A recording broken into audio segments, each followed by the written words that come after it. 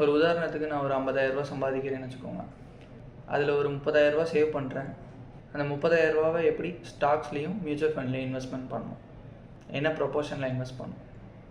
இப்போ ஸ்டாக்ஸில் ஷேர்ஸில் நம்ம டைரெக்டாக இன்வெஸ்ட் பண்ணுறோம் அப்படின்னா இந்த கம்பெனியோட ஓனராக நம்ம இருப்போம். ஸோ ஒரு ஓனர் அப்படிங்கிறவர் நான் வந்து இன்னைக்கு ஸ்டாக்ஸ் வாங்குறேன், அதுக்கப்புறம் நான் மறந்துடுவேன், 10 வருஷம் கழிச்சு வந்து பார்ப்பேன் அப்படிங்கிறதெல்லாம் இப்போ இருக்கிற கரண்ட் சினாரியோவில் வேலைக்கு ஆகாது. எந்த கம்பெனி வேணால் ராங்காக போகலாம். நம்ம யாருமே நினைக்கல. Think about the Vodafone, Yes Bank, Anil Ambani. நமக்கு அதுக்கான டைம் இல்லை அப்படின்னா மியூச்சுவல் ஃபண்ட்ஸ் தான் 100% கரெக்டான ஆப்ஷனாக இருக்கும்.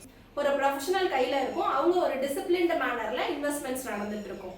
இல்லை ஸ்டாக்ஸில் ஷேர்ஸ்லையும் நான் இன்வெஸ்ட் பண்ணணும் அப்படின்னா அதுக்கான நாலேஜை நம்ம கெயின் பண்ணிக்கணும். டெய்லி 1 ஹவரோ இல்லை ஒரு வாரத்தில் ஒரு சில மணி நேரங்களோ நம்ம அதுக்காக செலவு பண்ணி அந்த நாலேஜை நம்ம கெயின் பண்ணிட்டு அதுக்கப்புறம் நம்ம அதில் இன்வெஸ்ட் பண்ண ஆரம்பிக்கணும். திங்க்.